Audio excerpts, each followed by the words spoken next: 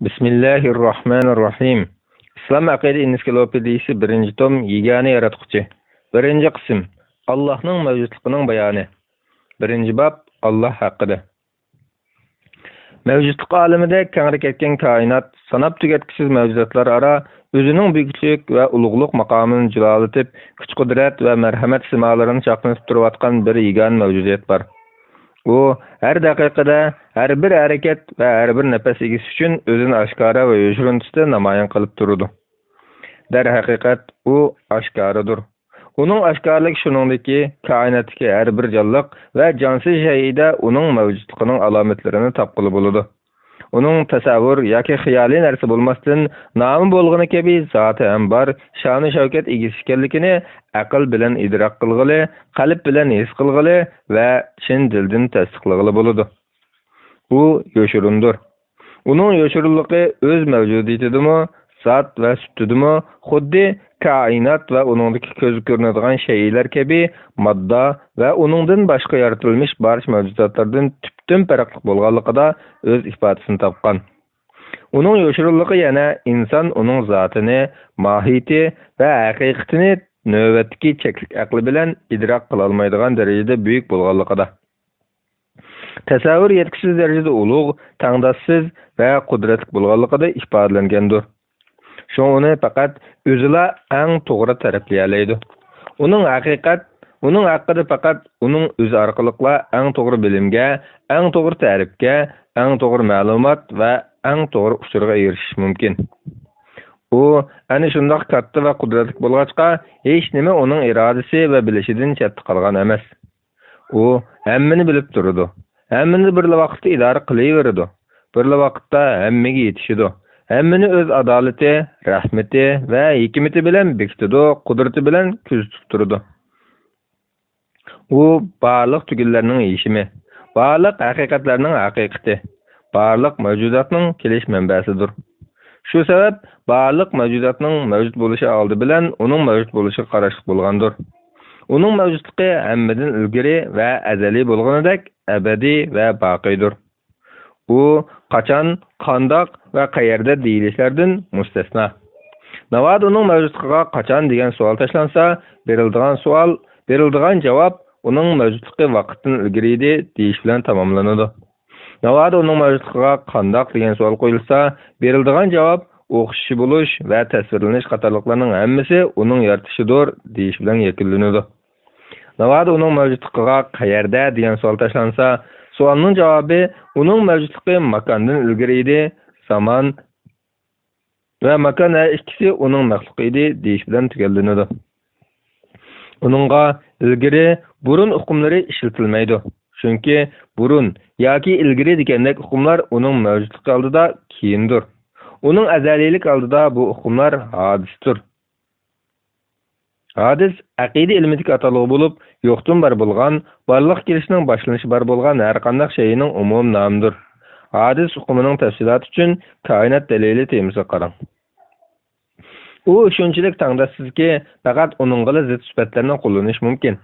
Uningdan o'zga hech nima ikki zid sifat orasini jamlagan emas va jamlay olmaydi. Ana shu nuqtadan u oshkorlikda zohir, maxfiylikda botindir. Ya'ni u ham oshkora hem yo'shirindir. U jismoniy ko'z bilan ko'rish mumkin bo'lmaydiganligi, buyukligi va nurining ziyoda ro'shanligi sababli moddiy ko'zlarning uni ko'rishdan ojiz keldiganligi hamda sezgir a'zolarning uni sezishdan ojiz qoldiganligi nuqtasidan yo'shirindir. Shuning bilan bir vaqtda u o'z mavjudligining iznolari va alomatlarining shaylarida julolanib turganligi nuqtasidan oshkoridir. Uning moddiy olam qonuniyatlariga bo'ysunmaydiganligi, musofa, oraliq, zaman, makon deganlarning uning oldida yaralmış maxluq ekanligi hamda bu shaylarning uning ishilmaydiganligi jihatdan insonga go'yo u o'z haqidagi bayonidek tandagi qizil qon tomiridanmi o'ta yaqindir. Shuning bilan birga hech kim va hech bir shay uning zotiga, mohiyatiga yetolmaydiganligi nuqtasidan yiroqdir. Demakki, u ham yaqin, ham yiroqdir. U ana shundoq bir vaqtda ikki zid sifatga teng sohib qudrat egasidir. Undaqda bir jihatdan ana shundoq sirliq, ammo yana bir jihatdan go'yo quyosh nuridanmi o'ta oshkora va ro'shan mavjudiyat zodi kim? Bu barlıq şeylərinin yaratqıcısı, bütün başlanışlarını başlatqan, axırlaşını öz ixtiyarıca urlaşdırğan, əzəlilik və əbədilik sahib bolğan yeganə zat Allah Taaladır. Mövcudluq aqidasi. Allah'ın mövcudluğuna etiqad qilish İslam aqidasiga asosiy rukunlardan biri. İslam aqidasiga barliq asoslar, nizam, qimmat qarash, axloq va boshqa yakki yoki ijtimoiy qurumlarning hammasi ushbu aqidani manba qilgan. Jumladan İslam aqidasiga barliq aqida masalalarining yadrosi, uli va asosi mazkur ana aqidani markaz qilgandir. Shundaqla aql va ilm asosida aqida qilish tashabbus qilingan, poklar asosida haqiqatga shaksiz ishni talab qilingan barliq aqida masalalari ana shu ana aqidadan shaxlanib chiqqandir. Bu go'yo koinotdagi barliq haqiqatlar Allohning mavjudligidan iborat buyuk haqiqatdan sirg'ib chiqqani kabi bo'lib, islom aqidasidagi barcha aqidalarmi Allohning mavjudligining haqiqatligidan iborat bu ul aqidadan sirg'ib chiqqandir. Darvaqa ul haqiqatlarni shundaqla barliq tarmoq haqiqatlarning asl manbasi va ulini bilmay turib, ul haqiqatlarning tajallisi, iznasi va belgisi bo'lmish shaxs haqiqatlarni bilib bitish mumkin emas. Chunki har shayni bilishning yo'li avval uning aslini bilishdan boshlanadi.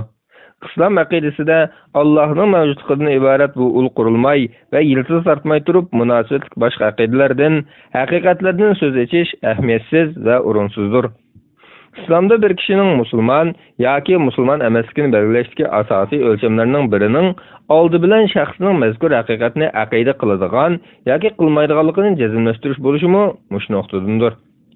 Shundaq ekan, biz kitobimizning bu qismida ushbu ana haqiqatning ilmiy asos va dalil isbotlari haqida to'xtalish orqali islom aqidasining yer yuziga jakarlagan umum kitobnomasining negizi va asosiy javhiri shuari bo'lgan La ilaha illalloh Muhammadun Rasululloh.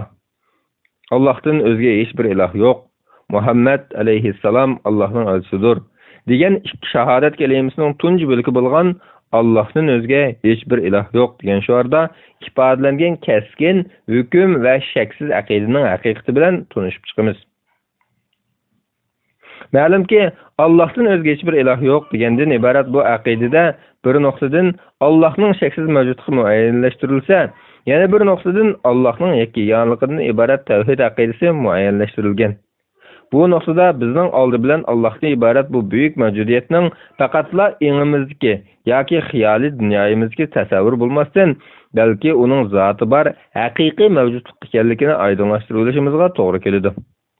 Mayli real dunyoga nazar ag'dirayli yoki tasavvur olamiga boqayli, bu yerda har bir inson inkor qila olmaydigan, aksicha dalillashga yoki pok turg'izishga hech qanday hojat yo'q bir qator haqiqatlar mavjud. Ana shu haqiqatlardan biri shay'iylar haqiqatining o'zgarmas ekanligi. Mavjudlikdan iborat bu barliqning xiyol yoki tasavvurlar turidan bo'lmasdan real va obyektiv ekanligidir.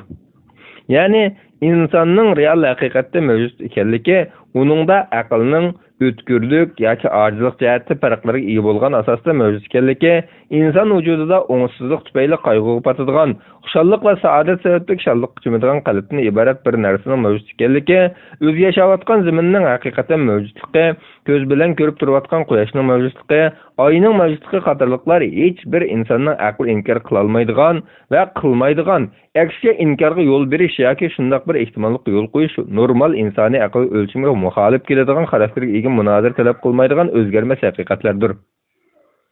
Mazkur haqiqatlarga avommi, olimmi birdek shaksiz ishonadi va taslim bo'ladi. Shaylarning mavjudligining haqiqat ekanligini diqqatga olish tabiiy mavjudotlar faoliyatiga sabab natija munosabatlari, qonuniyat va prinsiplarining aynan haqiqat ekanligidan bishoratdir. Biz bir jihatdan koinotning mavjudligiga, shundaqla inson va uning atrofini o'rab turgan moddiy va g'ayri-moddiy shaylarning hamda ulardagi qonuniyatlarning real mavjudligiga jazm qilib turib, yana bir jihatdan shaylarning yo'qlikdan borliqqa, hech nimalikdan mavjudlikka chiqib qolishida biror sababning ta'siri bo'lmay, sababchisi, omili va harakat keltirgisi bo'lmayla o'zligidan vujudga chiqib qolishning mumkinligini aqlimizga sig'dirganimizda, aniqki bu o'z aqlimizga qilingan bir turlik masxardan boshqa narsa bo'lmaydi. Şununğa diqqat qilmoq kerakki, ilm-fanning vositasi va yordamida koinot va uningdagi shaylarning kelib chiqishiga doir ma'lum ta'birlarga, ilmiy uchurlarga, shundaqla koinot qonuniyatlarining fizikalik izohlariga, jonliqlarning biologiyalik qurilmasining ma'lum izohlariga erishishimiz muqarrar. Biroq bu bizni olamlarning mohiyatlik borliqqa keltirgisini bilishga, uningdagi qonuniyatlarni o'rnatishni tunishga hojat qolmaganligidek shaytoniy tushaklarga tushib qo'ymaslikka, yaralg'uvchilardagi sirlarga voqif bo'lish bizni yaratuvchi bilan tunishdan bo'xt qilib qo'ymaslik lozim. Ko'z oldimizdagi shaylar mavjudiyatining xiyoliy narsalar yoki zihnimizdagi tasavvurlar bo'lmasdan, aksicha chin va real ekanligi tortishga uri yo'q masala bo'lganiga ko'ra, bu yerda mazkur mavjudliklarning borliq kelishini ixtiyor qilgan bir omilning, bir sababning, to'g'risi bir qudratli kuchning mavjud ekanligiga chin tutishimizning aqlli holda sog'lom aqlga zid kelmaydiganligini, balki buning aqlning taqozosi ekanligini bilishimiz zarurdir.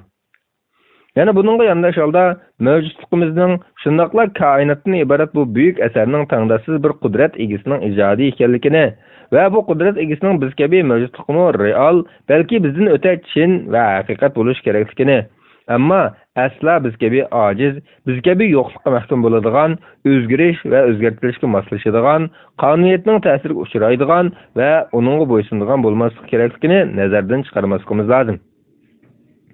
Chunki inson va koinotdan iborat bu buyuk mavjudotni yo'qdan bor qilguvchi kuch real va haqiqatlikda bizning mavjudligimiz kabi real bo'lganiga o'xshash, uning idrokimiz va aqliyatimiz orqali bilayotgan bu koinot olamidagi mavjudotlardan tubdan farqlanadigan, hamda ko'p ustun turadigan bo'lishi, to'van yoki ojiz bo'lib qolmasligi aql nuqtasidan aqalli tarafdir. İlim-fan tilida aytgandimi, biz chilligi, ustunligi va qudratining barhaq ekanligiga taslim bo'layotgan mavjudlik ilohning aqalli holda modda bilan aloqasi yo'qligini, uning zotiningmi, mohiyatiningmi modda emasligini bilishimiz zarur. Darvaqa, ushbu tangdassiz va buyuk mavjudlik biz biladigan moddiy olamga tava emas. Uni sezgular orqali, tajriba sinoqlar orqali shakllangan tabiat bilimlaridan ilmiy o'lchamlar asosida muayyanlashtirish, uning haqida bevas isbotlashga urinish mohiyatda behuda avar bo'lishdir. Mo'rt kelsa, biz buni masalan nabob o'lcham orqali analiz qilishga urinish deb muayyanlashtiramiz. Ibn Khaldun ta'biri bo'yicha aytganda, bu xil analiz go'yo oltin o'lchaydigan tarozi tog'ni o'lchashga urinishdir. Ya'ni moddiy shaylarga tatbiqlangan ilmiy prinsiplarni modda bilan aloqasi yo'q bir mavjudiyatga tatbiqlanganlik mohiyatda natijasiz oyoqlashishi oldin bekitilib qo'yilgan tangsiz musobaqaning g'alabasi misolidir. Ahvol shunday ekan, biz buningdan mavjudotning yo'qdan bor bo'lishining sababkori, qudratlik, tangdishi yo'q, sifatlishi, sheriki, hamrohi va yordamchisi yo'q buyuk bir mavjudlikning bizning bu fizikalik qonuniyatlarga to'lgan moddiy olamimizga o'xshamaydigan darajada farqli bir mavjudlik ekanligini, uning biz bo'ysunadigan qonuniyatlarga asla biqinmaydiganligini, balki uning ashu qonuniyatlarini o'zi bir qo'lliq bekitadigan qudratga ega ekanligini tushunib yetmekimiz lozim. Yana ilgirlasak, ana shunday qudratli kuchga sahib mavjudlikqa nisbatan zamon va makon qonuniyatlariga bo'ysunadigan bu moddiy koinotning buyuk haqiqatlar huzuridagi juz'iy haqiqatlardan biri ekanligini bilishimiz lozim. Faqat mana shunday qudratli kuch egisini va ana shunday tangdassiz va yuksak sifatlar bilan madiylash, mukammallikni ifodalaydigan sifatlar bilan ta'riflash, nuqsondan pok deb bilish, Xudo deb chaqirish, Alloh deb munojat qilish munosibdir. Qur'on Karimdagi hech kim uning tangdash bo'la olmaydi. İxlos surasi 4-oyat. Hech shay'i Allohga o'xshash emasdir, ammo u hamman anglab turg'uchidir, hammani ko'rib turg'uchidir. Shura surasi 11-oyat. Deb kelgan ta'riflarmi Alloh haqidagi mazkur aqliy xulosani qo'llaydi va ta'kidlaydi. Allohning mavjudligi haqiqat bo'lish bilan birga, uning ana shunday komil va nuqsonsiz hamda tangdassiz ekanligi to'g'risidagi mazkur yakunlar dal uning mavjudligi haqidagi aqliy va naqliy dalillar orqali xulosalangan 100% ilmiy haqiqat bo'lib, tövəndə biz bu haqda maxsus dalillarni bayon qilish bilan Allohning tunish yo'lidagi xayrli safarimizni rasmiy boshlaymiz. Ikkinchi bob Allohning tunishi haqida. Shubhasizki, insonning Allohni tunish va Alloh oldidagi insonlik burchini ado qilish mas'uliyati koinotning navbatdagi qurilmada yorilishidagi maqsadlardan biridir. Muntazam sistema va qonuniyatga ega bu koinotning mavjudlik dunyosida qad ko'tarib turishi asla maqsadsiz va g'oyasiz bo'lmagan bo'lib, koinotning borliqqa kelishining bir sababi, nishoni bo'lishidek bu reallik inson aqliyati tabiiyla uning koinotda nima uchun mavjud ekanligini bilishdek cho'ng tugunni yeshib tashlashga undab kelgan. Ko'pchilik insonlar Allohning tunishdan iborat har bir inson tabiatida bor bo'lgan tug'ma ong turkisida o'zlarining har xil jins, tür va tabiqalarga ayrilishiga qaramay, Allohning mavjudligidan iborat bu buyuk haqiqatga yetish, isbotlash hamda suzuk va qaynoq ruhiyatlardagi uning mavjudligiga doir bu tug'ma ongni aqlning qabulligiga erishtirish yo'lida tinimsiz harakat qilib keldi. Bu yo'lda yuraklar so'qishdan to'xtamadi, fikrlar tinjimadi. Shu sabab Allah haqidagi izlanishlar insonlar aqliyatini tinimsiz g'iriqlab kelgan masalalardan biri bo'lib keldi va kelmoqda. Aql orqali o'zga jonliqlardan farqqa ega bo'lish insonning tipi xosligi sanalgan bo'lsa, bilish insonlar orasidagi aql bilan nodon orasini farqlantirib turuvchi fasil bo'lib keldi. Bilish, ya'ni ma'rifat mavjud bo'lg'achqa haqiqat bilan safsata, yaxshilik bilan yomonlik, hidoyat bilan zalolat orasi ayrildi. Xuddi qorong'ulik bilan yorug'lik misoli, jaholat hamisha qorong'ulikning, bilish bo'lsa yorug'likning, umidning, ulug'vorlikning va yuksaklikning simvoli bo'lib keldi. Bilmak kerakki, bilish inson aqlining eng aqalli va zarur bo'lgan ehtiyoji va talabidir. Ma'rifatlik bo'lish, qanoat va qoyillik hosil qilish bo'lsa, qalbning ozuqi va energiyasidir. İnsan o'zidagi ana shu energiya va idrokiy quvvat asosida bilish hosil qilishda xarakter tabiati bilan barcha mavjudotdan farqlanib turadi va bu asosda o'z xosligini namoyon qilib turadi. Chunki insondagi idrokiy quvvatning avvalgi ehtiyojlaridan biri haqiqatga yetish bo'lib, inson tabiatida yer olgan bu quvvat faqat ushbu ehtiyojni qondirish orqali o'z rolini joriy qildira oladi. Ana shu vaqtda inson hayotining huzuri va qimmatining tegi-tagiga mohiyatiga yetalaydi. Shaylar qimmat, ulug'liq va muhimlik jihatda darajaga ayrilganidek, bilishning qimmat va muhimlik jihatdan darajasi bor. Muhimlik va qimmat darajalarini farq etgan va bu farq asosida kamolat izlagan inson haqiqiy dono insondir. O'zini hayotda faqat yeb ichish, farog'atli yashash, ko'ngil etish uchun kelgan jonliq sutida qarab hayot kechirayotgan kishi bilan o'zini hayotga kelishning asli manbasini bilib yashayotgan kishi o'rtasida o'zining kelgusi oqibatini qorong'ulik va yo'qolishdan boshqa emas deb qaragan kishi bilan har shayning boshlanishi bo'lganidek oxirlashishining bo'lganligini, boshlanish behuda bo'lmaganidek oxirlashimi behudalikdan xoli ekanligini, insonning dunyo ekinzorligiga tikkan har bir til urug'i yoki ziroatining usulini oldigan payti va vaqtining cho'qim yetib kelganligini anqirib yashagan kishi o'rtasida osmon zamin farq bor. Bu masalada ko'pchilik aqllarning fikrlari birdaklik ega. Bu nuqtadan inson uchun eng oldi bilan bilish zarur va muhim bo'lgan narsa nima degan savolga eng zarur bilishni Allohni tunish va bilish deb javob bera olamiz. Chunki insonga uning hayotga nima uchun kelishidan boshlab, nima qilib yashashi hamda qanday qilib haqiqiy baxt saodatga ega bo'lishiga bo'lgan barliq tugunlarning yechimi, savollarning javobi Allohni tunish va uni bilishdan boshlanadi. Hayotga ma'ni izlash va mavjudiyat sir asrorlariga cho'kishdagi tunji qadammi Allohni bilishdan boshlanadigan bo'lib, Haq taolani bilmak insonga haqiqatni bilishning yo'lini ochadi va ushbu yo'l tamoman yetaklaydi. İnsanlıqның mavjudluqdagi martabasini bilish Allohni bilishdan kelganidek, Allohning mavjudluqdagi martabasini bilishmi insonning o'zini tunishdan kelgan. Bu jihatdan insonning Allohni tunishi bilan insonning o'zini tunishi chambarchas bog'langan. Danışmanlarning o'zini tonigan Rabbini taniydi degan hikmetimi dal mushnoqlar chiqish qilgandi. Darvaqa o'zini tonish degan bu iborada ma'ni jihatdan insonning o'zining fiziologik yoki biologik qurilmasini bilishila ko'z tutilmayotganligi nihoyatda aniq. Chunki inson aqliyatining samarasi bo'lmish ilm-fan bu vaqtdagi tafsilotlarda kishilarni xeyli ma'lumotga ega qilib bo'ldi.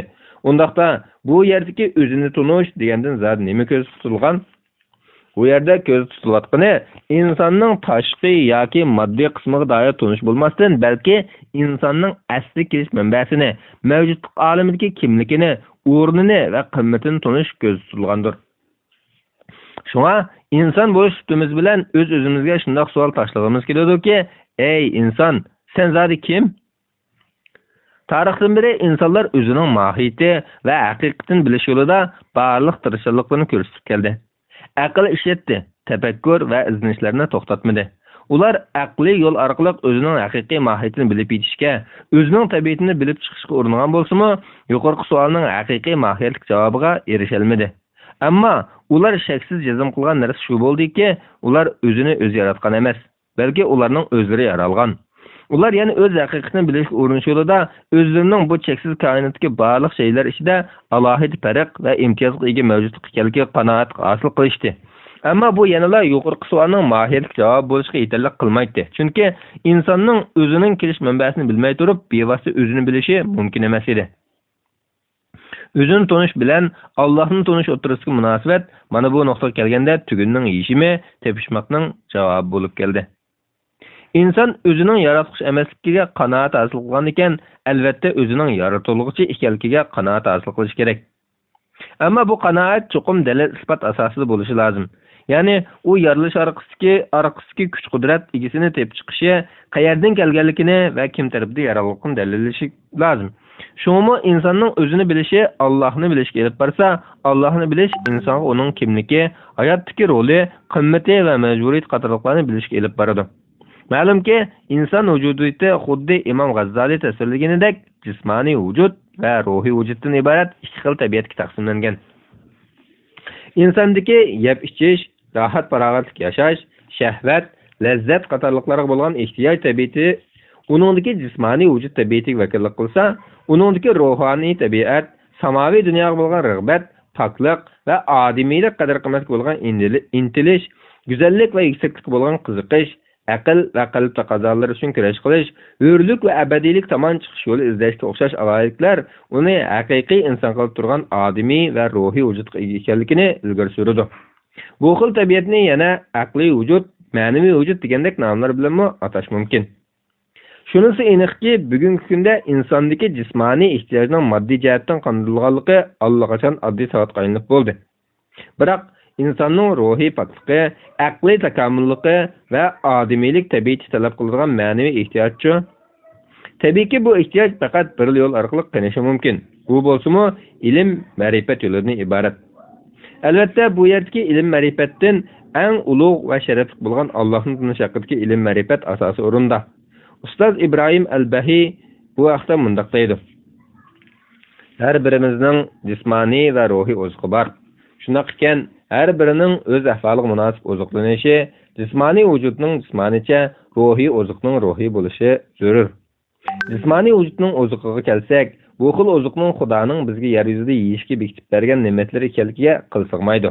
Ammo ruhiy oziq masalasi bu alohida bo'lib, ruhning oziqi va g'izosi Allohni bilishdir. Ushbu ilm ma'rifat doirasiga yana insonning mavjud bo'lishiga g'oyani tunish, inson mavjudligining nimani manba qilganligini tunish, inson o'z-o'zidan bor bo'lib qolganmi yoki uni yo'q holatdan barodat keltirgan bir kuch bormi? Bor bo'lsa, u kuch qaysi? deganlarni tunish, shundaqla insoniy hayotdagi rolini tunish va yer yuzida mavjud bo'lishidagi sir hikmatni bilish qatorliq asosiy bilim ma'rifatlarga kiradi. Halbuki inson bu xil bilim ma'rifatni tugal o'zining tirishchiligiga tayinib hal qilib ketolmaydi. Shunga mazkur ma'rifat ehtiyojini faqat bir manbadan qondirish mumkin. U bo'lsa-mu din, ya'ni diniy aqidadan iborat. Diniy aqida dal mazkur ma'rifatning asli koni va bulug'idir. İnsan muhtoj bo'layotgan bu ma'naviy g'izoning diniy aqida ekanligi haqida mutafakkur olim ustoz Abbos al-Aqqad mundaq deydi: İnson tabiatidagi e'tiqodiy ochliq go'yo oshqozonning taomiga bo'lgan ochligiga o'xshashdir. Biz shuni muayyanlashtiramizki, ruhmu tan och qolgandek och qoladi. Xuddi tanning g'izo talfi bo'lganidek, ruhningmi g'izo talfi bor. Bilish lozimki, zarur ilmlar ichida oldi bilan Allohni tanish ish ochmay turib, bu vaqtga qoldi bilim ma'rifatlarning qanoatlanlik bilish va mukammal javob bilan tugallanishi mumkin emas. Shunga takrorlaymizki, inson va uning atrofini o'rab turgan barliq tugunlarning yeshimi, shundaqla mavjudlikdagi barliq shaylarning nima uchun mavjud ekanligini tushunishning yo'li oldi bilan Allohni tanishdan boshlanadi. Allohni tanish bu yo'lning tunji qadami va muqaddimasi bo'lib, Allohni bilishning zarurligi va zaruriyati mana shuningdir. Undaqda bu yerdagi Allohni bilishdan qandoq bilish ko'z tutilgan? Şübhəsizki bu yerdə Allah'ını bilish deganlik abstrakt holda Xudodan iborat bir mavjudiyatning borligini yuzaki bilib qo'yishni yoki shu vaqtda nazariy ma'lumotlardan xabardor bo'lib qo'yishni va yoki shaxsda bu vaqtdagi ma'lumotlar asosida muayyan qarashdan tikilishni ko'rsatmaydi. Bu yerdagi bilish jaholatning qarama-qarshisi bo'lgan to'g'ri bilishni amalga oshirishdir. Bu xil bilish şeyler haqida obyektiv ma'lumotga ega bo'lishda yuzaki uqumdan kuchli bir ma'noga ega bo'lib, bu yerdagi bilish hech qanday shak yoki gumon aralashishga yo'l qo'ymaydigan tarazdagi keskin e'tiqod holatga bilishdir. Bilish hukmi istilohda sohalar aro bir qancha ma'nolarda ishlatilsa-mu, ammo u metafizika ilmi babida, bo'libmi aqida ilmi babida o'ziga xos hukmga ega. Büyük alim Allama Muhammad Ali Tahanaviyning qayd qilishida bilish hukmi aqida olimlari islohida shak aralashmagan holatda e'tiqodga aylangan bilish maqsad qilinganligini ko'rsatilgan. Shak aralashmagan holatda e'tiqodga aylangan bilish maqsad qilinganligi ko'rsatilgan. Demak, Allohni bilish deganda Allohni talabga uyg'un ravishda dalil isbot asosida tunish va bu tunishdan hosil bo'lgan ma'rifatni e'tiqodga aylantirish maqsad qilingandir. Allah'ның mavjudligini bilishning yo'li va ahamiyati. Allah'ның mavjudligini bilishning yo'llari intayin ko'p va sanab tugatkisizdir. Qaraydigan bo'lsak, yaratquchini tanıydigan hamda insonni uning huzuri tomon elib boradigan yo'l va yetakchilar u qadar ko'pki, uni ma'lum doira bilan belgilab qo'yg'ili yoki chek qo'yib bekitib qo'yg'ili bo'lmaydi. Chunki bu g'oyat zo'r kengri koinotda sanab tugatkisiz şeyler mavjud. Biz ulardan qaysi biriga nazar tashlamayli, uningda Allohning mavjudligiga doir dalil isbotlar, ishorat alomatlar tepilib turadi. Olimlar aytganidek, biz tashqi sezgilar va ichki tuyg'ular orqali his qilayotgan va idrok qilayotganligi barliq şeyler Allohning mavjudligiga, qudratiga, ilmiga va boshqa jami sifatlarga guvohdir. Konkret qilib aytganda, Allohni bilishning yo'llari mahluqotlar soni qadar, hatto uningdan ko'p desak, mubolag' qilgan bo'lmaymiz. Chunki tabiat dunyosiga qandaqli shayga boqmayli, uning mavjudligini ikki xil nuqtadan ko'rish mumkinligini ko'ra olamiz. Buning biri shayning zoti, hajmi, tabiati va koinotga o'rin nuqtasidan ko'zatish. Yana biri shu shay bilan uning mavjudligiga kelishining sababi, ahamiyati, kelib chiqishi va rus bijirim bo'lishi o'rtasidagi munosabatni bilish nuqtasidan ko'zatishdir. Tabiat dunyosidagi şeyler avvalgi nuqtadan ko'rsatilganida bu xil ko'rsatishga mahir har soha bilim egillari hamda ilm-fan mutaxassislari konkret ilmiy natijalarni qo'lga keltira oladi. Navoda buni ikkinchi xil nuqtadan kuzatganda bo'lsa, bu xil nuqtadan tadqiq qilingan har qanday bir şeyda Allohning mavjudligining iznalarini, alomat va dalil isbotlariga ega bo'la oladi. Shunga olimlar bu vaqt so'z qilinganida Allohning mavjudligi haqidagi dalillar şeylarning hammasiga chechitilgan deyish orqali Allah'ni bilish yo'lining ma'lum qilib yoki ramka bilan doiralanmaydiganligini va yoki ma'lum chek bilan cheklanib qolmaydiganligi, aksicha har bir şeyda yaratquchining yaratilganligiga doir iznlarni topqili, uning mavjudligini dalillab chiqib bo'lganligini ta'kidlab kelmoqda. Bu haqda ustoz Abdurrahman Abannaka al-Maydani mundaq deydi. Alloh taolo o'zining mavjudligiga shohid bo'luvchi dalillarni koinotga har bir şeyga chechayotgandir. Danışmanlarını elib aytsak, ular har qatim hikmat va mahorat iznalariga to'lgan ushbu kengri koinot haqida o'ylanganida yaratquchini ko'rsatadigan yangi dalillarni bayqab ola oladi. Avomni elib aytsak, avommu yaratquchining mavjudligi, yeganaligi va buyukligiga doir o'zining o'y fikri va ilmiy saviyasiga mos dalillarni topa oladi. Aqlmu o'ylanish natijasida mazkur haqiqatga yetib qolmay, balki texmi inchika va chunqur dalillarga erisha oladi. Faylasufmu tinmay tadqiqot elib borganida va tafakkur qilganida mahoratli yaratquchining mavjudligini jakarlamay turolmaydi. Yana kelib bu faylasuf bir qadar chunqur şeylarning sirlariga, chunqurliklariga sho'ng'ib kiradigan falsafiy injiqlikka to'lgan dalillar saviyasida jakarlaydi. Tajribachilik metodi asosida tadqiq qiluvchimi o'zining har bir muvaffaqiyatli tajribasida moddaning kelib chiqishida haqiqatanmi xohlaganini qila oladigan, hammani bilguchi, iroda qilguvchi va hammaga qodir bir yaratquchi bilan bog'lanish ekanligini bayqab chiqa oladi. Har qanday pishqan mutaxassismi o'z sohasida qalbning chunqur qati qanoat bag'ishlaydigan talay dalillar bilan yuzlasha oladigan muqarrar. Sağlam fitratiga quloq solgan kishini elib aytsak, umu o'zining suzuk fitrati, pak vijdon sayesinde hech bir o'tkalsizlik koinotni yaratgan ulug' bir Tangrining borligini bila oladi va buni osonla ko'ngilda his qila oladi. Buningdan shunda xulosa kelalamizki, koinotdagi har bir shayda o'zining mavjudligi va mukammal sifatlariga ishoratlovchi dalillarni bekitgan Alloh pok va muqaddasdir. Allohning mavjudligini bilish yo'llari garchi ana shunday son-sanoqsiz bo'lsa-mu, ammo zo'r ko'pchilik insonlarning Allohning mavjudligini tug'ma sog'lom tabiatiga qaytish, aql-farosat, tabiat odatlarini kuzatish va samoviy kitoblardagi bayonlarga murojaat qilish qatorliq bir qadar aqliy va ilmiy maslak, yo'l hamda metodlar asosida dalillab va aqida qilib kelganligini ko'ramiz.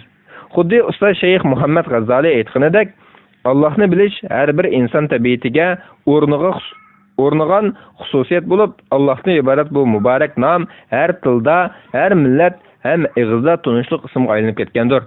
Shunglashqimi yuraklar va aqllar ushbu haqiqatni izlashdan hech qachon bo'shib qolgan emas. Ma'lumki, Allohni bilish tabiatidan iborat bu fitrat inson uchun uning sap engida yerlashgan tug'ma tabiatdir. Mazkur tabiatdan balqigan Allohni tuyish va uni tunish tuyg'usi bo'lsa, tarix davomida har davr insonlarning moddiy va ma'naviy hayotidan ayrilmay keldi. Shuni muayyanlashtirishga bo'ladiki, Allohning mavjud ekanligi haqidagi aqida insonlar jamiyatida keskin va izchil holatda mavjud bo'lib keldi. Alayliq har asrda o'z davrining peshvolari sifatida tanilgan har soha mashhurlar, donishmandlar, faylasuflar, tabiatshunoslar bo'lib, hammasi degidek ilohning mavjudligi haqida aqliy izlanishlarni olib bordi va bu vaqtdagi yakunlarini o'tirib qo'yib keldi. Qadimkilarning ahvoliga nazar tashlaydigan bo'lsak, ular ilohni yaratquchi, birinchi aql, vojibul vujud, sabablarning sababkori qatorliq xos atoqlar asosida o'z tasavvuridagi ilohni ta'riflab chiqishdi. Keyingilar va hozirgi bilim egallarimi bu xususda tabiat dunyosi hamda koinot va insoniyatning fizikalik va biologiyalik qurilmasi haqidagi kuzatishlar bo'yicha Xudoning mavjudligi haqida talay isbotlarni huzurimizga sunib kelmoqda. Shundaqla Xudoning ushbu qudrat va buyukligiga aloqador har xil tasavvur va bayqashlarni o'tirib qo'ymoqda. Hatto bu xususda Alloh ilm-fan davrida parlamoqda, ilm-fan imonga chaqirdi, ilm-fan tavhidga chaqirdi degan shiorlarmi allaburun maydonga kelib ulgurib bo'ldi. Halbuki aql izlanish natijalari Allohning haqiqat ekanligida bu asosiy prinsipni ilmiy va qanoatlanarli javob ega qilgan bo'lsa-mu, ammo ular masalaning taqozosi, negizi bo'lgan Xudo haqidagi tafsilotlar, Xudoning koinot va inson bilan bo'lgan aloqasi, Xudoning koinotni barpo qilishi va uningda insonni vujudga keltirishga g'oyasi, insonning hayotlikdagi o'rni, nishoni qatorliqlarni belgilab chiqish, shundaqla Xudo va inson orasini bog'lashga qoida-qonun, usul arkonlarning muvozanatlik yo'lini qurib chiqish, kelajak haqidagi metafizikalik tafsilotlarda ishonchlik ma'lumot berish qatorliq jihatlarda putqo'li kishanlangan tutqun misoli chorasizligini davomlashtirib keldi va kelmoqda. Muhimi, Xudoning mavjudligidan iborat bu e'tiqod qadimdimi, hozirdimi zo'r ko'pchilik insonlarning izdanish va ahamiyat berish obyekti bo'lib keldi. Darvaqa bu masala insonlarning kishilik va ijtimoiy hayotiga muhim ta'sirini olib kelgan bo'lib, buningdan Allohning mavjudligidan iborat inson vujudidagi bu ongning odamzot uchun sal chog'liqsiz ta'sir ekanligi yakunlanish ta'sir emas. Shunisi aniqki, tarixdan beri ma'lum bir ilohga cho'qinish hodisasi izchil davomlashib kelgan bo'lsa-mu, ammo har qaysi e'tiqod yoki din ahli Allohning mavjudligidan iborat bu haqiqatni haq dodiga yetkazib qadrlagani yo'q. Ulardan ba'zilari xurofotlikni ma'rifat, sapsasini haqiqat sanab turli sun'iy ilohlarga cho'qingan va uni haqiqiy Xudoni o'rniga jasatgan bo'lsa, yana ba'zilar o'zidagi kibr tamanno, havoyi havaslarni qalqon qilgan va bu qalqonni haqiqatga qarshi isyonkorlik qurol qilgan holda tabiat dunyosidan tashqari har qanday mavjudlikni inkor qilish, o'zining kelish manbasini e'tirof qilmaslik xohishida Allohdan iborat bu haqiqatga jang e'lon qilmoqchi, yaratuvchining o'ziga ato qilganlarini go'yo o'ziga mangulik baxshanlik qilingan narsa sifatida qarab, anga isyon ko'tarmoqchi va istaklarini har xil sapsatlar orqali oqlamoqchi bo'lishdi. Texi ba'zilarga bu yetmadi. Hatto bu ish chekdan eshib o'ziga o'zini xudo qilib tiklashni va har insonning o'ziga o'zini xudo qilib saylashini aqlliq deb ko'rsatish darsiga yetib aytdi. Mana bu xil hadislarning hammasi saf fitrat va ilohiy yetakchilikning chaqiriqining qiyib kelishning oqibati bo'lib, to'g'risini aytganda buni Allohdan iborat, uning haqqida faqat u bildirgan bo'yicha to'g'ri bilimga ega bo'lish mumkin bo'ladigan zotning bildirgi va ta'limlaridan yiroqlashganlikning natijasi deb aytish mumkin. Yig'ib aytganda, Allohning mavjudligini bilishdan iborat bu zaruriyat har davrda o'z taqozosini ifodalab, muhimligini isbotlab, bu vaqtdagi ilm ma'rifatning inson hayotining bir butun o'zgarishiga ta'sir ko'rsatadigan muhim omil ekanligini isbotlab keldi. Chunki baxt saodatli hayotga erishish arzusi har bir insonning, mayli u qaysi irq, qaysi millat, qaysi din ahli bo'lishidan qat'iy nazar, hammaning o'rtaq g'oyasiga aylangan edi. Ushbu g'oyani amalga oshirishga tunji qadam bo'lsa, o'zining boshqa mavjudotlardan farqlanib turadigan aloyatini tunib yetish, ya'ni aqlni iborat bu vosita orqali saodatga erishishning ochiqchi bo'lgan Allohning mavjudligini aqida qilish ilm ma'rifatiga ega bo'lgan edi. Bu jihatdan Allohning mavjudligini tunib yetish inson hayotining hayvoniy hayot ahlidan farqlaniga hamda ma'niga ega ekanligini ifoda qilishda birdan-bir yo'l bo'lib keldi. Bismillahirrohmanirrohim. Islom aqida ensiklopediyasi 1-qism. Yagona yaratquchi. 288-bet. Allohni tunishga dalil kerak emas. Allohning mavjudligini dalillash masalasiga kelsak, islom olimlari, jumladan zo'r ko'pchilik aqida olimlari Allohning mavjudligini bilish masalasi maxsus dalil orqali isbotlab chiqishga tegishli masalalardan emas, Allohning mavjudligi inson o'zining sog'lom tabiat orqali bila oladigan narsalar jumlasidan deb qaradi. Mohiyatda bu qarash Qur'oniy mavqening talabi asosida sog'lom fitratning zo'ri talab ehtiyojini asosiy o'ringa qo'yishdan kelib chiqqan real va ilmiy yakun bo'lib, ular Allohning mavjudligini dalillash masalasini dalillashga ehtiyoj tushmaydigan aqlli savod va aksiomlik bilimlar qatoridan deb qaradi. Ular Alloh taolo mutlaq maxfiy mavjudiyat bo'lmasdan, balki xuddi samoviy bayonlarda kelganidek mavjudligi hammadan oshkora va hammadan ro'shan zotdir. Halbuki bu xil ziyoda oshkoralik va ro'shanlik insonga go'yo u maxfiydek dalillash orqali isbotlash kerakdek tuyuladi. Amaliyotda shaylar aro musofining haddidan ziyoda va g'oyat yaqin bo'lishi mazkur shayni bemalol ko'rishga to'salg'i bo'lganiga o'xshash, shundaqla uning nuri haddidan ziyoda kuchli bo'lgach, uning ro'shan vujudiyatimi maxfiydek bilingandir. Navodi yuqorqidek bo'lmaganida edi, uning mavjudligi xususida hech bir aql egasi ixtilof qilib yurmagan bo'ladi degan izohatlarni o'ttirib qo'yishdi. Albatta bu tushuncha amaliyat va tajribalardan kelgan ilmiy yakun bo'lib qolmay, balki yana Qur'on va sunnat dalillari asosida maydonga kelgan xulosa edi. Imom Ibn Ajiba mazkur nuqtai nazarni izohlab mundoq deydi: Shaksizki, yaqinlik yuqori chekka yetganda yoshirinlikni keltirib chiqaradi. Bu go'yo ko'z qarchiqqa o'xshaydi. Ko'z qarchiqi insonga haddidan ziyod yaqin bo'lg'achqa, u ko'z qarchiqi borligini idrok qilmaydi. Halbuki Allohning yaqinligiga hech narsa to'g'ri kelmaydi. Biz insonga uning jon tomiridanmi yaqinmiz. Qaf surasi 16-oyat. U yana mundoq deydi: Xuddi Imom Busayri aytgandek, darajadan tashqari oshkorlikmi maxfiylikni keltirib chiqaradi. Olimlar buningga quyoshning sirtqi shaklini misol qilishadi. Quyosh nuri ziyoda kuchayib parlagan sari ko'zlar uningga qarashga ojiz qoladi. Demak, buningdan ziyoda ro'shanlikdan ko'rgul bo'lmaydiganlik kelib chiqdi. Xuddi shoir aytgandek, pardasini qayrag'achqa parlangandir, oshkorlikning yo'gishi ajablanarlikdir.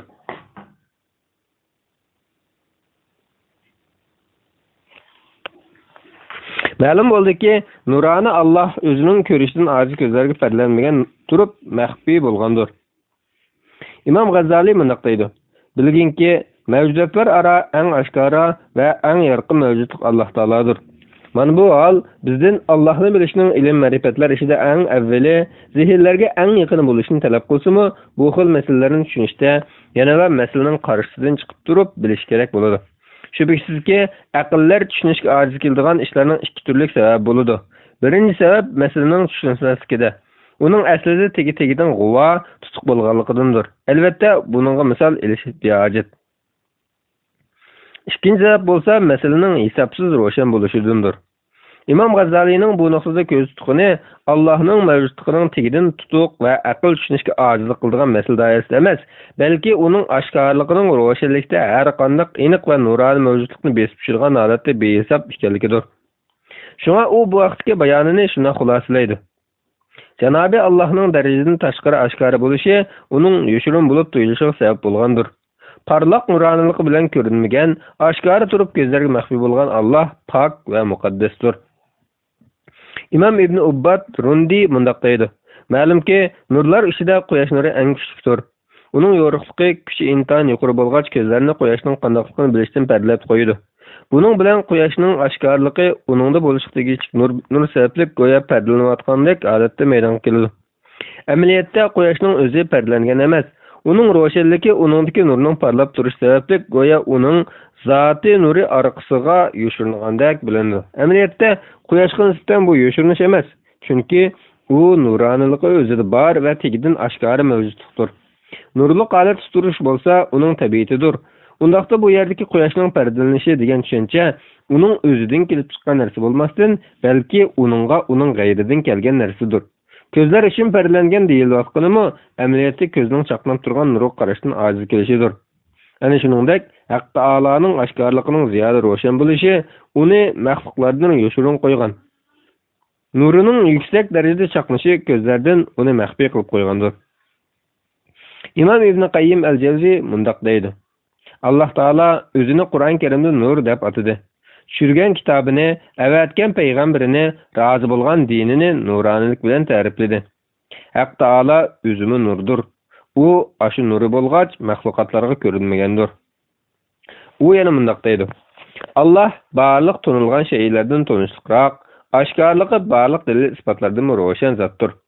Gerçi Allah'ın mevcutluğunu şeyler üstüde fikir yürgüzüş ve onun hareket faaliyeti hem de onun özgü münasebetlik prensip ahkamları asasında tutunuş mümkün bolsa mı, hakiki ma'nodan aytganda şeyler Allah arqali tunilgan. U yana mundaqdaydi: Men Shayxulislam Ibn Taymiyya Hazratlarining Allah o'z zotning ruhini pak qilgay. Mundaq deganligini anglagan edim. Her şeyge dalil qilingan zot Allah'ning mevcutluğu haqida qandaqmi dalil talab qilinsin? Ustazımız İbn Taymiyya köpünçe bunun beyt misal qilib keltirdi. Kunuzli tilansi qo'yishga dalil, aqlga davoni tavsiya qilg'il. Ibn Qayyim aytadi: Shuni bilish kerakki, Allohning mavjudligi inson aqli va fitrati uchun elib aytganda kunduzning yo'riqidimi o'ta oshkordir. Aqli va fitrati buni ko'rib yetmagan kishining aqliningmi, fitratiningmi halig'i voy.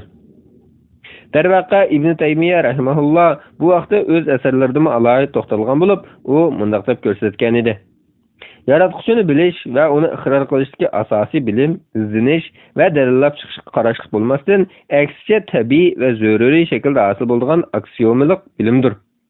Shunlashqa shirik va kufr ahlini o'z ichiga olgan barcha millat xalqlar aqllarining har qanday hadis paydo qilg'isiz maydonga kelmaydi, shaylar vojibul vujud, mumkinul vujud deb ayriladi degandek dalillash metodlari bo'yicha yo'l tutmaydi. Yaratquchining mavjudligini iqror qilib kelgan. Allama Shayx Muhammad G'azzali aytadi: Darvaqa Allohning mavjudligi masalasi go'yo dalillashga tegishli masala kabi alohida tema turg'izib, isbotlab chiqishdan qimmati ustun, mohiyati ro'shan masaladir. Allohning mavjudligi go'yo kunduzda quyoshning mavjudligini isbotlashga dalil ketmaganiga o'xshash, dalillash va isbotlashga hojasiz masala ekanligi o'z davrining buyuk allomalari va mutafakkirlar tomonidan ana shunday yorqin va adil o'ttirib qo'yilgandir. Bu nuqtani yana Sharqning buyuk mutafakkirlaridan ulug' olim Yusuf Xasajibning bayonlaridami uchirtimiz. Yusuf Xasajib aytadi: Erur barliqing kun va oydak yo'q, teginga yetuvchi ko'ngil ang yo'q. Ko'ngil aql yo'q. Albatta, Allohning mavjudligining dalillashdan beayat masala ekanligi haqidagi bu yakun sog'lom fitrat va suzuk ongga ega bir kishining qanoatiga uyg'un va munosibdir. Buni yana islom tarixida o'tgan buyuk zotlar ruhiyat dunyosini obod qilish, uni poklash, muhofazat qilish va yuksaltirish yo'lini tutmoqchi mashhur ulamo, zoidlar, oriflar, solih avliyolarmi o'z hikmat va munojatlarida tilga olib o'tishgan va muayyanlashtirgan edi. Sharqning buyuk mutafakkiri va allomalaridan Mavlana Jaloliddin Rumi mundaq deydi: Mubadisan yaratquchini bilishdan ojiz kelgan taqdirdami, uning asar iznalarini ko'rishdan ojiz emassan. Yaratquchning iznalarini yaralg'uvchilardan izgin. Qachonki harakatlanayotgan, qimirlayotgan biror jismni ko'rsang, garchi sen hayotingda ruhni ko'rmagan taqdirdami, mazkur jismdagi harakat va hayotlikning manbasi bo'lgan ruhning borligini dalillay olaysan. Acaba quyoshning mavjudligiga uning parlagan va chaqnagan nuridanmi buyuk va kuchli dalil bormi? Ariflardan Imom Ibn Ataullah Sakandari o'z munojatida shunday aytadi: Ey ulug' Parvardigor, nimaki mavjud bo'ladigan u mavjud bo'lishida sana muhtoj. Shunday ekan, qandoqmi uni sening mavjudligingga dalil qilib ko'rsatgili bo'lsin? Acaba sening g'ayringdagi oshkorlik senda yo'qmidi?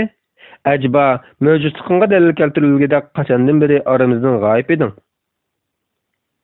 Ariflardan Şeyh Ebul-Hasan Şazili Hazretleri aytıdı. Janabi haqqı iman ve işenç gözünden qarğanlığımız bizni onun haqqında delil ispat sürüştü qilishdan bihajat qildilar.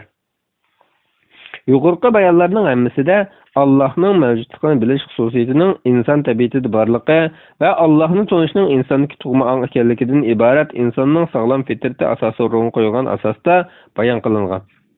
Amaliyotda Allohning mavjudligini dalillashga ehtiyoj tushmaydigan holatda oddiy bilimlar jumlasidan bo'lib, uning mavjudligini inson tabiatidagi bo'lganmagan saf ruh, suzuq qalb va sog'lom ong orqali his qilib bitish va bilish mumkin ekanligi qadimdan tortib toki hozirga qadar olimlar aro izchil o'tirib qo'yilib kelgan masalalardandir. Bu nuqta yana nuqul islom olimlari orasida mashhur bo'lmasdan, din va aqidadan xoli fikr yurgizish tarafdorlar orasida ilgari surilgan va muayyanlashtirilgan. G'arbning gigant faylasuflaridan biri bo'lgan Rene Descartes Xudoning mavjudligini fitrat orqali bilib yetkil bo'lganligini ilgari surguvchilardan bo'lib, u bu vaqtdagi bayonida mundaq deydi. Allohning mavjudligi haqidagi e'tiqod bizda fitrat bo'lib tabiatlangan. Endi gap mening bu e'tiqodga qanday erishganligimni qoldi. Qarasam men buni sezgilarimdan qabul qilib olmabman. Hatto kunimning aksiya sezgi a'zolarim xuddi bu ish sezgilar orqali bilgili bo'lgan shaylar ma'lum bo'lganda yuz berilgan holat kabi yoki sezgilarim sirtki a'zolarim oldida zohir bo'lganda ro'baro kelib qolgan ishlar kabi bu vaqtda men ig'iz ichim boqmabdi. Yana kelib bu xil tuyg'u aqliy ijodiyatning yoki quruq xiyolning mahsuli emaskan. Chunki men bu xil e'tiqodning ma'lum qismini qisqartirish yoki o'zgartirishga ilmiy nuqtadan ojizlik qilaman. Bu nuqtaga kelganda o'z-o'zimga darvaqa bu aqida bilan men tang tug'ilgan, go'yo fikrlarimning mendan tug'ilgani kabi bu aqida yaralganimdan biri men bilan tang mavjud bo'lgan ekan, deyishdan boshqa yo'l qolmadi. Dal mush nuqtada Xudoning meni yaratgan chig'ida bu ongni o'zining yaratganligiga belgi bo'lsin uchun ruhimni muhrlab qo'yganligi ma'lum bo'ldi va buningdan ajablanishning hech bir o'rnimi qolmadi. Atoqli faylasuf Max Scheler aytadi: "Inson o'z tabiatidan dindor va Xudo haqida izlanguchidir. Xudoga ishonish insonning sab tabiatida bor. Shuni uni dalillash behojat." Mashhur faylasuf Herbert Spencer aytadi: "Bizning Xudoga bo'lgan idrokimiz uni mohiyat va sifat jihatdan tasvirlashga ojiz kelayotgan bo'lishiga qaramay, u bizning o'ngimizda har qachon ijobiy element sifatida mavjud bo'lib turadi." Bu işte o'zining yaratqushning mavjudligini dalillash tarixi haqida tazkirlar nomli kitobida munolarni qayd qildi. Shaxslar va har qaysi irqdagi insonlarning yaratqushning mavjudligi to'g'riliq ishinib kelgan aqidasi o'z-o'zidan mavjud zarur aqidalardan bo'lib, bu xil e'tiqod yaratqushning mavjudligi haqidagi dalillar borliq kelishdan burunla shakllanib bo'lgandir. İnsan o'zini balalik mezgildagi xotirasiga qancha zo'rlamasin, u o'zining yaratquchi haqidagi e'tiqodining yuz bergan vaqtini his qilishdan ojiz keladi. Chunki bu xil aqida uningda nihoyat yoshirin aytilgan bo'lib, Xudoga bo'lgan aqida uning uchun hayotidagi eng chong ta'sir ko'rsatuvchi omilga aylanib qolgan. Shunisi aniqki, Xudoning mavjudligi haqidagi bu e'tiqod xuddi bizning asosiy tug'um bilish iqtidorimizdagi narsalarga o'xshash, bizdan bexabar allaqachon ruhimizga o'rlashib bo'lgandir. Yuqorqilar bizga suzuk aql, pokiza qalb va sog'lom fitratning bizni Allohning mavjudligiga dalil izlashdan bejat qilganligini va buni olimlar orasida asosan fikr birlikka hosil bo'lgan masala ekanligini ko'rsatib berdi. Biroq shuni eslatmay bo'lmaydiki, yuqorqi bayonlar asla Alloh haqida aql dalil izlashning, Allohning mavjudligini har turli dalil sifatlar asosida tunishning xato yoki ortiqcha ekanligini tushundirmaydi. Yuqorqilar faqat insonda Allohni tunishga kifoya qiladigan idrokiy quvvatni muqarrarlashtirish hamda Allohni yaqindan tunishning yo'li bo'lgan insonning ichki xoslik va aloyiliklarining sog'lom inson inkosini muayyanlashtirishdan iborat xolos. Dalillar nima uchun? Amaliyotda dalillash va isbot turg'ilish qatorliqlar faqat ana shu sog'lom fitratlik inson vujudida yilsiz tortgan sap ong orqali qalbga o'rnagan e'tiqodni bayqash, kuchaytirish, shu fitratning ichki inkosini aqldan qanoat ega qilish, bu haqdagi bilim ma'rifatni logikalik faktlarga ega aqliy seviyaga ko'tarish hamda bu orqali iymonni yanada cho'nqilashtirish va mustahkamlash, shundaqla sog'lom tabiatdan chetlangan qalblarga safsatalar ta'sirida bo'lgan aqllarga to'g'rini ko'rsatish, ozg'unlik va havoyavas qaynamaga g'arq bo'lgan xudosizlik da'vochilariga g'aradiya berish uchundir.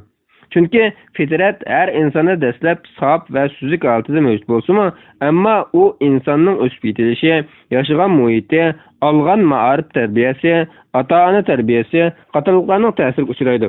Navoda ushbu fitratni sog'lom tutib turadigan, uningga ozuq bo'ladigan bilim ma'rifatlar orqali quvvatlantirilmagan va parvarish qilmagan ahvolda uni chang to'zon besib qo'yishi, suzuklikka dug'ilishi va bulg'anishi muqarrar. Peygamberning har qanday bir buvoqning sog'lom tabiatli bo'lib tug'ilganligi va bu sog'lom va suzuk tabiatning ota-ona misoli tashqi muhit ta'sirida o'zgarganligi haqidagi ta'limi fitratni muhofaza qilish kerakligini ishoratlaydi. Bu yerda Imom Buxoriy rivoyat qilgan har qanday bir buvoq fitrati bilan dunyoga keladi, ota-onasi uni Yahudi yoki Xristian va yoki Majus qilib cho'ng qiladi degan hadis ko'z tutildi.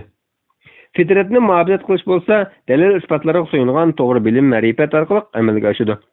Yana bir jihatdan qaraganimizda, aqliy tafakkur yurgizish, koinot va insondagi aqlni lol qiladigan ilmiy haqiqatlar orqali Allohni tunish va aql orqali Allohning mavjudligini ilmiy isbotga ega qilishdan iborat bu yo'l islomning aqlga bergan imtiyoz hisoblansa, ushbu imtiyozni qo'llanishga, haqiqatni qazib chiqishga turtki bo'ladigan omil yanala insonning sog'lom fitratidir.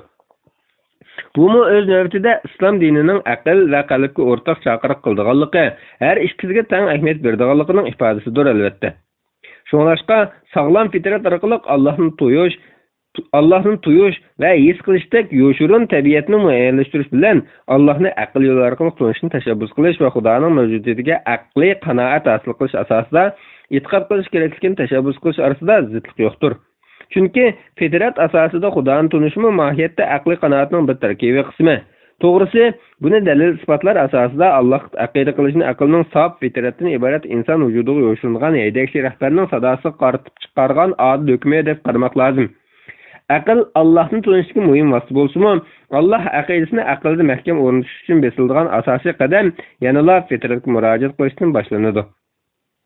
Xulos kalom, inson aqidasining aqliy dalil isbotlar orqali Allohni tunish qurbatlantirishi bilan fitratning insonni Allohga yetaklaydiganligini muayyanlashtirganligi mohiyatda uning insonning bilish, tuyish, his qilish va boshqa sezgi iqtidorlarining hammasiga o'rtaq xitob qilganligini ko'rsatadi.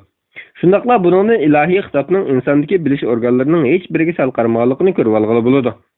Sog'lom fitratning Allohni taniydigan xususiyat ekanligini va bu xususiyat bo'lganimg'alla bo'lsa, cho'qim insonni yaratquchi tarafga yetaklaydiganligini, yaratquchining mavjudligini eng oldi bilan ixro qiladigan o'rinning insonning sop ekanligini nazarga olgan vaqtimizda, Alloh haqidagi aqliy, naqliy va boshqa ilmiy manbalarni asos qilgan har qanday dalillarning o'tirib qo'yilishining bundaq ikki nuqtadan zo'r va ahamiyatli ekanligini unutmaslik kerak. U bo'lsa-mu ehtiyoj va zaruriyatdan iborat. Ehtiyoj deyishimiz kishi garchi Alloh haqidagi ilm va aqidaga fitrat yetakchilik orqali erisha olsa-mu, ammo uning bu aqidani dalillar orqali himoya qilib, iymonini muhofaza etishi, tunishi, kuchaytirishi, yashnatishi va mustahkamlashi islom shariati nuqtasidan musulmon uchun farz va imoniy majburiyat. Shunga bu jihatdan insonning Allohning fitratdan sirtqi yo'llar, ilmiy va aqliy dalillar orqali tunishga ehtiyoji bor. Zaruriyat deganimiz bo'lsa, ko'pchilik insoniyatga qarshi muqom to'g'lig'ichi atizmchilar va har qaysi ideviy, ilmiy, adabiy va siyosiy sohalarga xudosilik da'vochilari qarata ilmiy javob va radiya berish ko'z tutilgandir. Chunki mazkur da'vochilar ko'pincha holda dalil isbotlarga samimiy qaramaganligi yoki bu vaqtdagi dalillarga kamtarona pozitsiya tutmaganligi va yoki bu vaqtdagi sog'lom bilimlardan bexabar qolganligi yoki sog'lom ta'lim tarbiya muhitidan mahrum holatga yetib qolganligi va yoki noto'g'ri ideyalarga o'zini tutqizib qo'yganligi. Undan boshqa yana har turli ichki va sirtqi omillarning ta'siriga uchrash sababli aslidagi sof va sog'lom fitratini bo'g'ib olganlardir. Ular bu sababli hayotini o'tkinchi hayoti dunyoda kishining qilg'ini qilgan, etgan bo'lib, hech bir savol so'roqsiz qolsa bo'laveradigan hayot deb qarab, o'zini hammadan ustun ko'rib oladi va oshkora shaklda Xudoga isyon qilishga urinadi. Shunga undaqlar ma'lum nuqtadan shaytoniy tabiatning quliga aylanib ketganlar deb qaralsa-mu, ortiqlik qilmaydi. Halbuki bu xil tabiatlarning tarixiga nazar soladigan bo'lsak, ular qadimda nihoyat oson egallab kelgan edi. Darvaqa ular nihoyat oz bir uchum toif edi. Bugungi kunlikda bo'lsa, ular turli nazariya, iqlim va maslak nomlarida ulg'aygan bir to'p jamoat yoki kichik bir jamiyat to'pi, hatto davlat xalqi bo'lib ko'zga chiqmoqda. Buningdan eshib ular taraf-tarafdan dinning asabiylarcha o'chmanlik qilish, suiqasd planlash, dushmanlik qilish, Xudoga bo'lgan yushurin nafratlarni oshkor namoyon qilish, hamda bu yo'lda dinga qarshi har soha fikriy, jismoniy, siyosiy va iqtisodiy kuchlarni bir nuqtaga yig'ib turib, shaxsiy va yoki kollektiv holatda hujumga o'tish, Xudochilikni ixtiyoriy yoki majburiy yo'llar orqali keng umumlashtirish to'lqinini avj oldirish holatlari kuchaymoqda. Bunun ichida yana ta'lim, tarbiya va fan ma'rif sohalarini jinsiylik tarqatishga muhim baza qilib qurib chiqish va bu yo'lda ilm-fan sohalarini suiiste'mol qilib qo'llanish qatorliqlarim bor. Mana bu xil salbiy chaqiriq va tashviqotlarga qarata haqiqatni yanada parlaq va yanada ustunlikka ega qilish hamda ushbu haqiqatni tatlashtirish, sha'niga dog' tushirish qasdida yig'ayotgan yoki yog'dirilayotgan sun'iy yomg'irlar, har turli uchqun va chang-to'zonlarni tarmoq qilish, dinning aslidagi sop va suzuk holatini namoyon qilish uchun tunji qadamda Allohning mavjudligini dalil isbotlar asosida isbotlab chiqish muhim ahamiyatga ega. Bu yana Alloh va inson orasidagi azaliy va abadiy rishni mustahkamlash, Allohning banda ustidagi oyoqini, bandaning Alloh haqidagi ahdisini real hayotda shaxs va jamiyat aro amallashtirish uchun erishishlik dastlabki qadamdir. Mush nuqtalarni nazarga olganimizda Allohni dalillar asosida bilish haqiqatan bir zaruriyat va jiddiy talablarning biri. Allohni aqliy va ilmiy dalillar asosida bilishning navbatdagi ham ehtiyoj, ham zaruriyat bo'layotganligini ta'kidlashimizning sababi ana shulardan iborat. Bismillahirrohmanirrohim. Islom aqida ensiklopediyasi 1-qism. Yagona yaratquchi. 303-bet 3-bob Allohning mavjudligiga doir dalillar. Allohning mavjudligi haqidagi dalillarni kategoriyalashtirgan vaqtimizda dalillarni cho'ng jihatdan ikki turga ayirish mumkin. Buning biri aqliy dalil, yana biri naqliy dalildir. Gerçi dalillar tafsiliy qilib aytganda aqliy, falsafaviy, ilmiy, qur'oniy va naqliy deb bir qator kategoriyalarga ayrilgan bo'lsa-mu, ixchamlikni nazarga olgan vaqtda dalillarning cho'ng jihatdan naqliy dalillardan sirt boshqa kategoriyaga mansub dalillarning asosan aqliy izlanishning mahsuli va yoki shuningga bog'lanishlik bor bo'lib chiqadiganligini ko'ramiz. Jumladan Qur'oniy dalillar naqliy dalillar turida bo'lish bilan birga muhaqqiq olimlar nazarida ham naqliy ham aqliy dalillardir. Chunki Qur'oniy dalillar sab aqliy izlanishlarga qaraganda dalil usuli va ifodalash yo'nalishi jihatda o'ziga xos metod va aloyillikka ega bo'lib, kategoriyalarni ixchamlashtirish, Qur'on Karim xosligiga ahamiyat berish va naqliy dalillar bilan sab aqliy dalillarning bir-birini to'liqlash va qo'llab-quvvatlashga ega ekanligini gavdantirishni nazarda tutib, dalillarni asosiy jihatdan ikki kategoriyaga ayirishni munosib ko'rdik. Mazkur ikki kategoriya bo'lsa, aqliy dalillar va naqliy dalillardan iborat. Navbatda tafsilotlarga tutunishdan avval kitobxonlarga aqida olimlarining bayonlari asosida dalil va uning turlari haqida qisqacha izoh berib o'tamiz. Dalil va uning turlari. Dalil Uyg'ur tili zotida yakunga erishish uchun xizmat qiladigan asos, fakt, isbot deb ta'birlanadi. Dalil so'zi tilimizga arabchadan o'zlashgan so'z bo'lib, mazkur so'zlik aqida olimlar istilohida o'ziga xos ma'no va ifodaga ega. Mazkur so'z arabchada Uyg'ur tilida ifodalagan ma'nosi bo'yicha paket, isbot qatorliq ma'nolarga ega bo'lib, lug'atshunoslar mazkur so'zning asli yiltizi va ifodalaydigan ma'nolari haqida maxsus to'xtalgan. Lug'atshunos olim Ibn Manzur mundaq deydi: Dalil demak bir narsani tonish qilib borish demakdir. U ko'rsatish, yetaklash qatorliq ma'nolarga ega. Dalil so'zi yana ma'lum bir narsani ifodalab beruvchi qo'llanma, isbot, hujjat, belgi qatorliq ma'nolarga ega. Dalil demek yana ma'lum bir narsa orqali ikkinchi bir narsaga yetish demakdir. Dalil so'zining istiloh ma'nosi dalil so'zi iste'molda har xil qo'llanishlarga ega bo'lib, mazkur so'z hukm jihatdan logikashunoslar, usul fiqh olimlari, fiqhshunoslar, hadisshunoslar va aqidashunoslar bo'lib, har soha olimlari orasida ayrim ta'bir va ma'nolar bo'yicha ishlatilmoqda. Dalillash degandan maqsad iste'molda aqlning shak qilgan masalalarda gumondan shaksiz qanoatga yetkilishidir. Yana bu xil ifodalasak, shay'iga bo'lgan notinchlikdan bilish holatiga o'tish, shay'ini ko'ngil taskin topadigan, aql qanoat qiladigan shaklda bilib chiqish dalilning g'oyasidir. Tur nuqtasidan dalillar aqida olimlar istilohida aqliy va naqliy dalil deb ikki turga ayrilgandir. Aqliy dalil deganimiz dalil qurilmasidagi barliq asoslar sab aqliy bo'lgan yakun xulosalarni ko'rsatadi. Dalillarga olam o'zidagi tinimsiz yuz berayotgan alomatlarga binoan paydo bo'lgan hodisdir. Hadis hisoblangan şeyning cho'qim boshlanishi va oxirlashi bo'ladi. Sabab natija qonuniyatiga asosan har qanday paydo bo'lgan hadis cho'qim uni paydo qilgan muhdis paydo qiluvchiga muhtoj bo'ladi degandek, dalillarida tutqun qilingan sab aqliy qurilma asoslarini misol tariqasida ko'rsatish mumkin. Naqliy dalil deganimiz hukmning asoslarining hammasi vahiy manbalarini asos qilgan barliq dalillarni ko'rsatadi. Qur'on Karim barliq islom olimlarining birdak muayyanlashtirishida isbot qilib ko'rsatishdagi shaksiz dalil manbasidir. Chunki Qur'onning payg'ambarda yetib kelishi mutawatir shaklda hech kim inkor qila olmaydigan darajada aynan yetib kelgan bo'lib, naqliy dalildagi birinchi asos va dalil manbasi Qur'on Karimdir. Ammo bu yerda aqliy va naqliy dalillardan asos bor dalillar bor bo'lib, ko'pincha holda aqida olimlari orasida mazkur dalillarmi naqliy dalillar turiga kirib ketadi. İmam Jurjani mundaq deydi: Dalil uning barliq asoslari yaqindan yoki yiroqdan aqliy asosga ega bo'lish bilan aqliy bo'ladi, yoki uning aksiga barliq asos qurilmasi naqliy bo'ladi, yoki bo'lmasa aqliy va naqliy dalillardan tarkiblangan birikma dalil bo'ladi. Yuqoriqilarning birinchisi isbotlashda vahiy manbalariga qat'iy qarshi bo'lmaydigan sop aqlni manba qilgan dalillarni ko'rsatadi. Ikkinchisi bo'lsa sop naqlni manba qilgan dalillarni ko'rsatadi.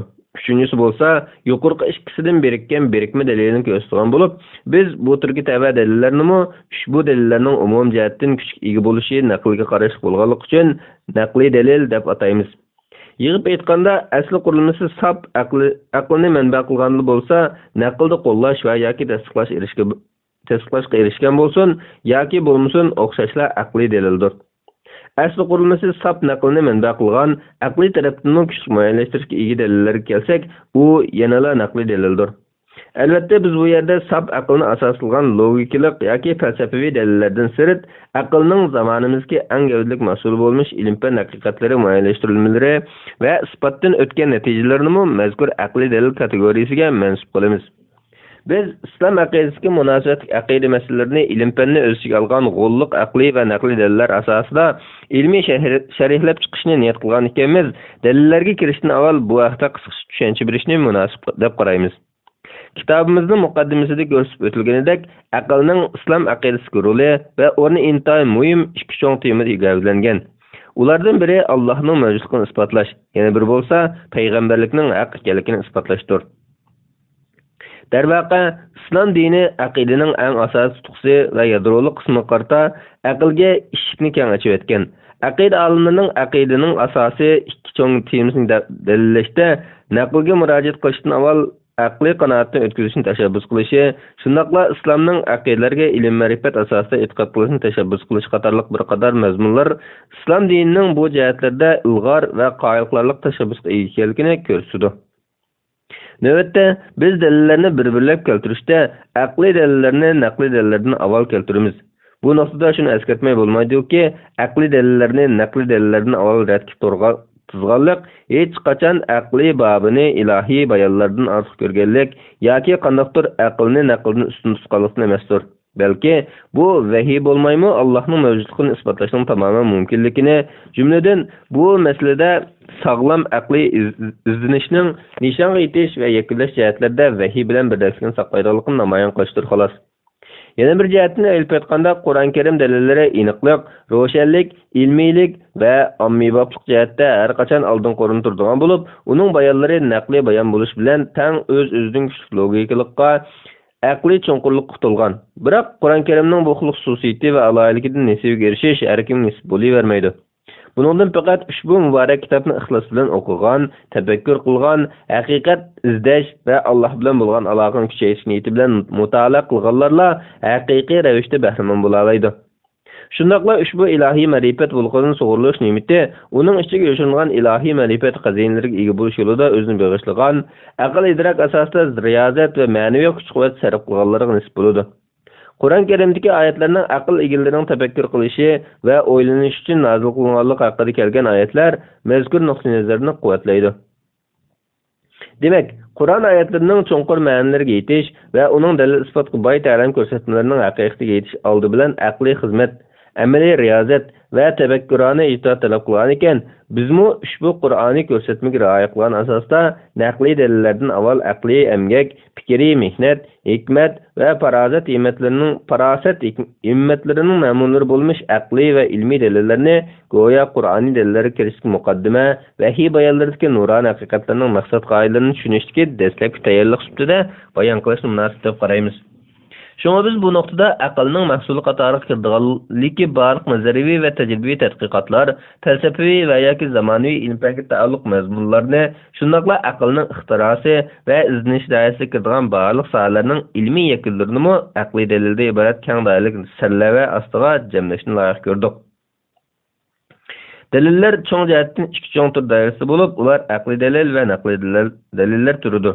Akli deliller türüde mevcudiyet delili ve kainat delilinin ibaret iki çoğun delil izahlandı.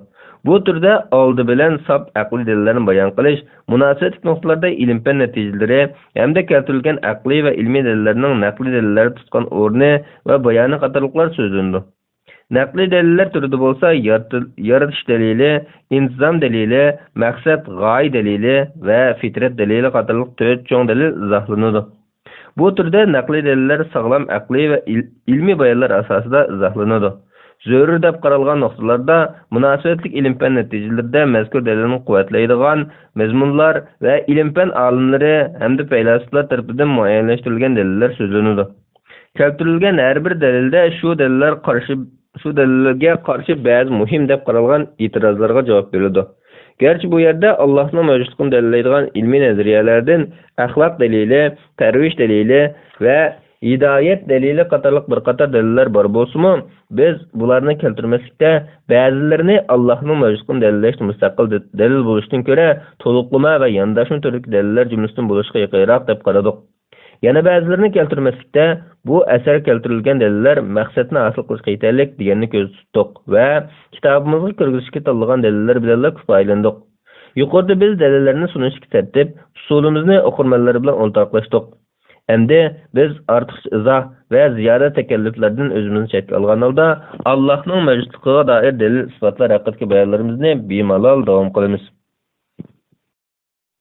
Bismillahirrohmanirrohim.